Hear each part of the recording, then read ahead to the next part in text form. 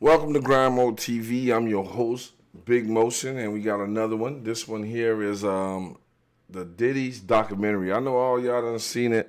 There's a lot of people got a lot of things to say about it, about Diddy and what he did and how he did it. 50 Cent put out this documentary, and it's very detailing, and he got footage that nobody ever seen. And a lot of people got something to say about it. But I got a few clips for y'all, but before we get started, I'd like to thank my supporters. I'd like to thank everybody that's with it. That's supporting Grind Mode TV, supporting your boy Big Motion, and supporting everything I do. We're going to get this community up. I'm also going to start a community for people that want to know more about like investing in stock markets and things like that. It'll be on the Patreon. It will cost you. You know what I'm saying? It is information. You feel me? So it will cost you, but a lot of people are inquiring about it, how to start IRAs, where to put their money, which stocks are good. And I feel that I could give you an insight that you can understand. So be looking out for that. We'll be doing that soon. Thank you for all my supporters. I love you. You know what I'm saying? Everybody that watches this and supports me, I love you, and thank you. But this Diddy documentary is very tricky. I knew he was gonna get off. What he got, the 50 months, is he won. He won 50 months. He was facing life in prison, but he only got 50 months. So he actually won how he felt, and he knew he was gonna win. It's just surprising what money make people do. It ain't surprising, but it's just at this day and age when everybody know that money is the root of all evil, and this, that, and the third, and people say, oh, I won't do this for nothing money, but it still shows motherfuckers is doing something strange for some change. Everybody wants to be in the limelight, and that's how he pulled all his victims. Everybody just wanted to be in the limelight. Everybody just wanted that motion. So it was easy for him to infiltrate them and give them drugs and do all that to them, because they was all in. No matter what you hear and what you see of people saying, oh, he did this and he took advantage of me,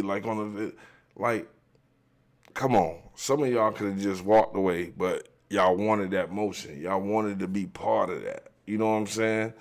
And it's crazy. And if you haven't seen the documentary, it's on Netflix. It's a four episode documentary, docu-series. And it's very detailing, but it's footage that you haven't seen before. It's not the same people on the internet. But what concerned me is Diddy's coming home. What these motherfuckers gonna do that was talking all that shit? If Diddy's like they say that he is, and he could do this and he could touch anybody, oh, it's finna be problems. Trust and believe that. But I ain't gonna hold y'all.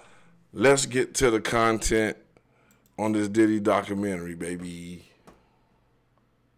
Netflix making news this week with a new documentary featuring never-before-seen video of Sean Diddy Combs in moments that he clearly viewed as secret, including a high-stakes call with his lawyer just days before his now infamous arrest, plus Diddy reacting in real time as new lawsuits dropped against him. Combs has publicly objected that he says the videos were, quote, stolen. I want to have a life to be able to live.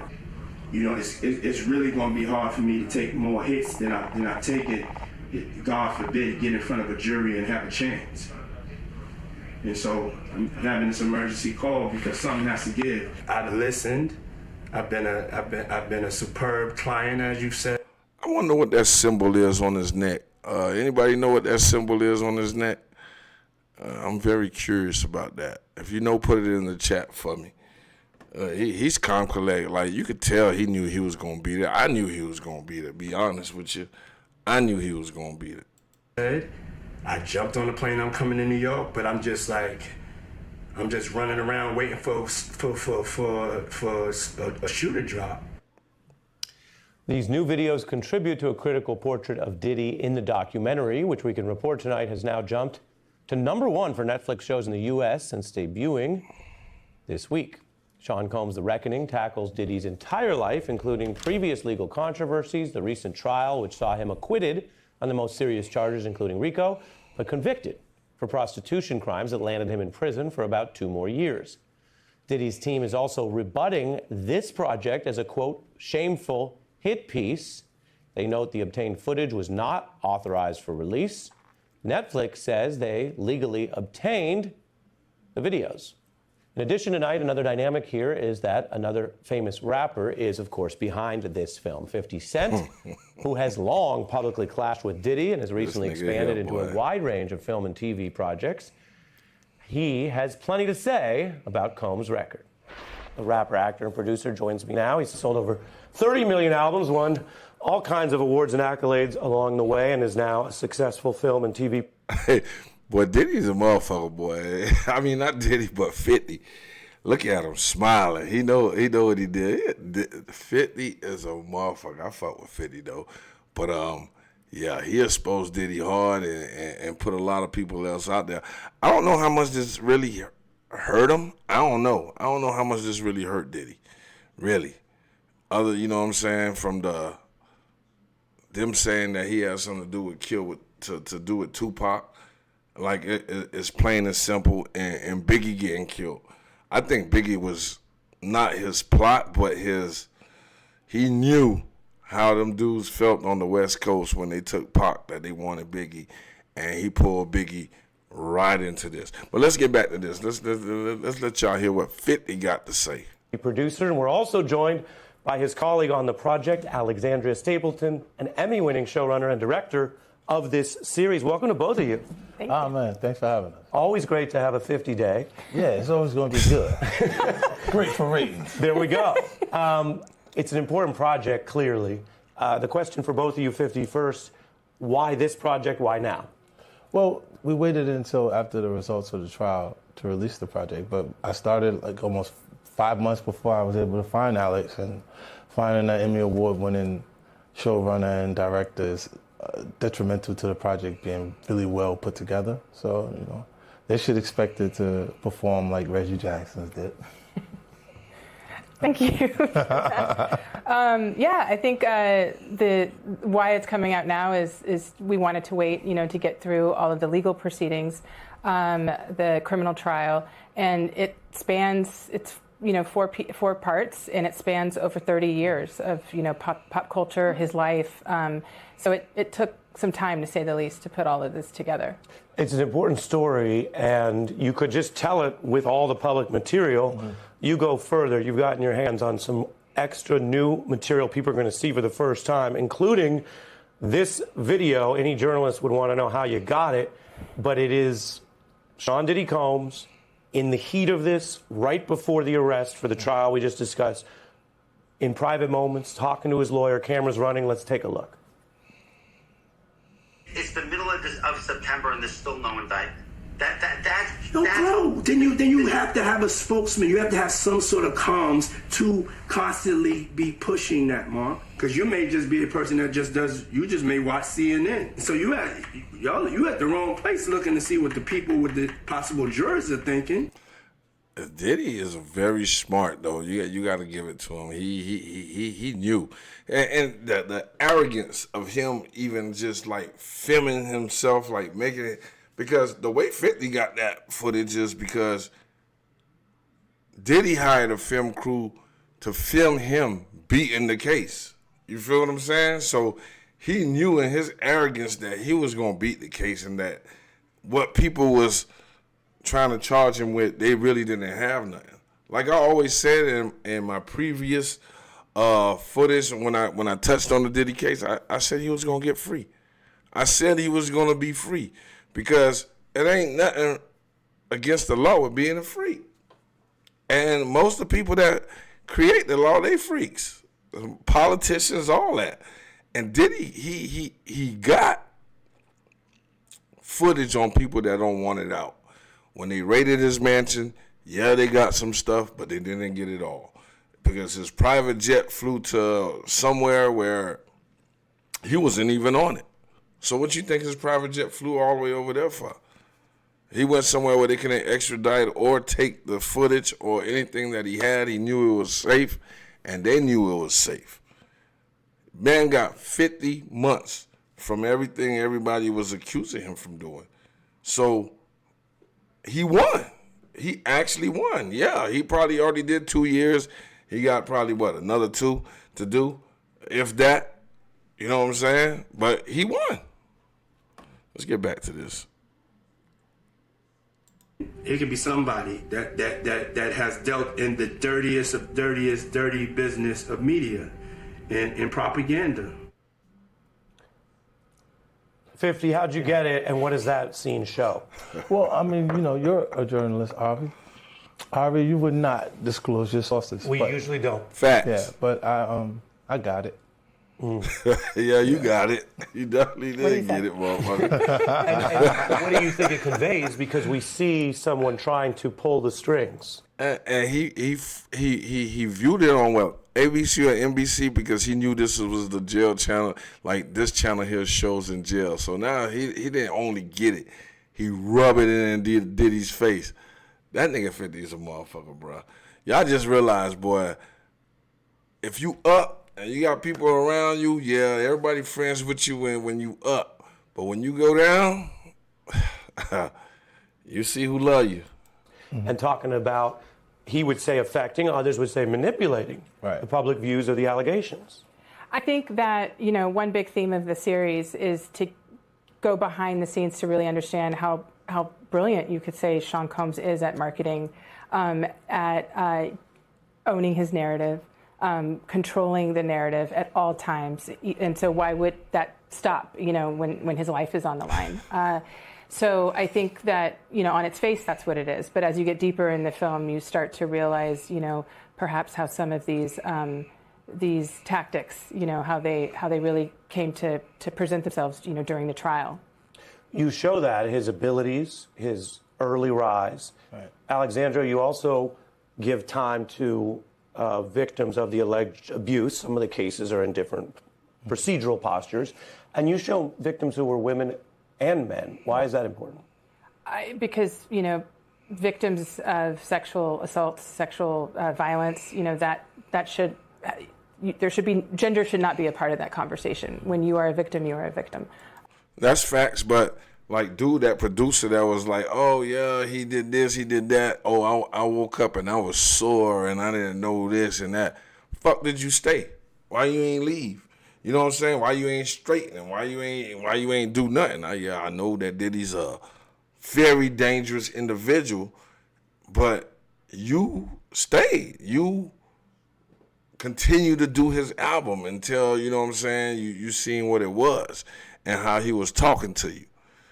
Like, Diddy played a major game, man. And I still say it's the dude that he had the alcohol deal with that actually made this shit go through or actually made this happen. You feel what I'm saying? Because Diddy was plugged. As you can see, if you see the documentary, you didn't see it, go see it. He was plugged. I'm going to take y'all to another one, somebody else that's speaking on it, PMB podcast.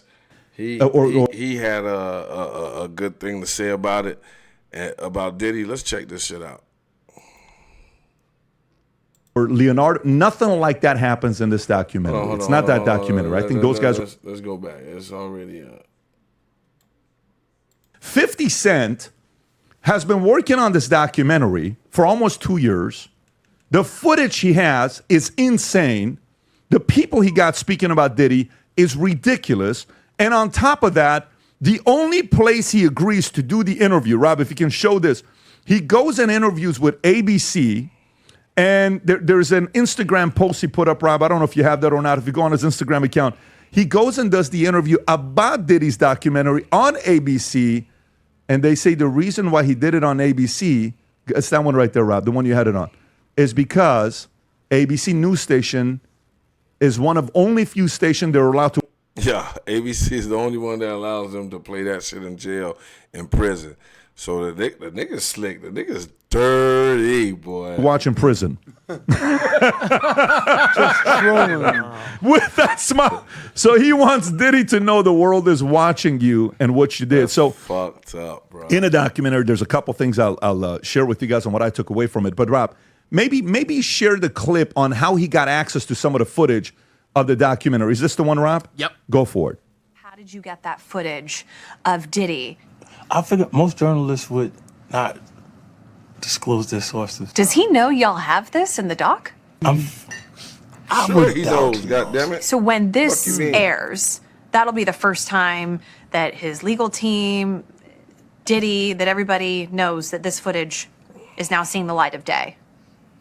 Perhaps. Combs' team firing back in a statement to NBC News, saying the Netflix so-called documentary is a shameful hit piece and that they relied on stolen footage that was never authorized for release. His team sending a cease and desist to Netflix. Yeah, so that doesn't mean it's not true. Of course. But they rely. Exactly. That's my point exactly. That doesn't mean it's not true. Yeah, they got the footage. They stole it. Because, nigga, you don't pay nobody. So, yeah, 50 offered them some money and got that footage. So that just goes to, like, shit, motherfuckers that don't like paying people and, like, fucking people over. Nigga, every dog has his day, and karma does come around. And his view of Cassie, yeah, Cassie was down with it. You know what I'm saying? Cassie was his bottom bitch, and she did everything that he did. And y'all know it. Yes. Everybody have arguments. Everybody goes through it, and that's what they did. And for them being like celebrities, that shit got blown up. Some people feel like, oh, Cassie wasn't wrong, or Cassie didn't know, or don't look at Cassie like that. But Cassie was down. Cassie, from the text messages to everything, the jurors, when they interviewed the jurors even said that they felt like Cassie was part of this. You know what I'm saying? Like, Cassie wasn't innocent to what the hell that she did. You feel what I'm saying? Like, even the jurors, I'm going to see if I can find the footage of the jurors talking. Because the jurors didn't feel like Cassie really put her shit out there. You know what I'm saying? I don't know if I can find it, but let's get a little deeper into the questioning of what they're asking him. The direct line of, when all the Keefe news came out, someone like Kirk Burrows, you get to understand more of his opinion about what was going down. But I think more than just the actual murders and the tragic deaths of both Tupac and Biggie, I think that for us, it was really important to understand some of the dynamics of those three, Sean Combs, Biggie, and Tupac, and what was really going on behind the scenes. That often gets lifted because everyone just wants to talk about. That's crazy, man. This man here, he got with that dude. I forgot the dude name, that the famous producer that he was his protege, got with him, set up under him, looked like they were fucking, but they were hugging damn near face to face and kissing in every fucking picture. Sold his soul to him, got the power he got, and was very strong in the game. And at the time, like, unless you was somebody behind the scenes or really knew what was going on, you didn't think Diddy was that motherfucking strong or he was capable of doing that. If you seen Diddy in the beginning of the day, it was a fucking nerd. You know what I'm saying? Like, you could see how Cash transformed, but he was determined to be a gatekeeper. He was like, that was his dream, so he sold his motherfucking soul to do this. You know what I'm saying? And it's a lot of victims, like the girl that was talking from making the band, where people were saying that she got raped and he was hitting her while she was giving him another motherfucking head, and she like, I'm oblivious of it, just like the producer. I'm oblivious of it. Like, I done been fucked up and whatever. And yeah, you do blank some moments out, but you just don't forget everything. I don't know. You don't forget everything, in my opinion. Maybe, yeah, you can. They say the baby oil was laced in date rape drug. So just the baby oil being on you got you fucked up. Then he had MDMA, then he had pink cocaine, which fuck you up, ecstasy. And he had this thing passing around at all times to all his workers and everybody around. And as long as the party was going, everybody was down. But when the house started to crumble, that's when everybody started to say something for a money grab. And that's why he beat this case. Because they knew it was a money grab. You know what I'm saying? They knew it was a money grab. And I knew he was going to beat it. But Diddy is coming home. And you motherfuckers are going to have 50 Cent. I know he's going to be on 50 Cent ass, bruh. I know he's going to be on 50 Cent ass. But 50 never, as you see 50, he don't never be up under nobody's coattails. Even when they was having the Billionaire Boys Club thing and the popping bottles, he was never part of those events. So I like the way I like the way 50 moved on that part. But yeah, this nigga coming home. Let me hear some more about this. You know, the murder. And not to really digest even murder. Why. But do you think a viewer's left with the impression that he was responsible? I think that that's really up to the court system and not to me. Yeah. Mm-hmm. Or the film. Mm-hmm. We're just presenting, things that have been reported on, have been said by Keefe D, himself repeatedly. Mm-hmm. And, the LAPD. I wonder how Diddy feel watching this shit in jail, boy. I know this nigga fuming. I know this nigga wanted out for 50, boy. I know he wanted out for 50 bad, boy. That shit crazy, man. If you haven't checked out the documentary, please go check it out, man. You know what I'm saying? Please go check it out. It's a real good documentary. It gives you a lot of information that the internet didn't have before. And I'm sure y'all said. So let me know in the comments what y'all think, man. Do you think this interview make Diddy look bad? Do you look at Diddy different? How you feel about 50 doing this? Do you think he a fuck nigga for doing it, or he just seized the opportunity and seized the moment? I don't know. I think they just enemies, and when you don't fuck with 50 and 50 don't fuck with you, yeah, that's your ass. But this is your boy Big Motions. Y'all thank y'all for tuning in again on this Grind Mode TV. We probably be back with another part as this shit unfold and more shit happen. I'll be back to talk to y'all about this shit. But y'all let me know in the comments what y'all think about Diddy. Is his career over? Is he going to still get out and do his thing, which I feel he is, you know what I'm saying, because money is power. How y'all feel about 50 doing this, and do you think Diddy gonna get after 50, or what's gonna go on, man? This is your boy Big Motion. This is another episode of Grind Mode TV, Murder Cam Live Studios. Man, thanks all y'all followers, my followers, much love, man. If you haven't subscribed, please subscribe, and I'm out. Peace.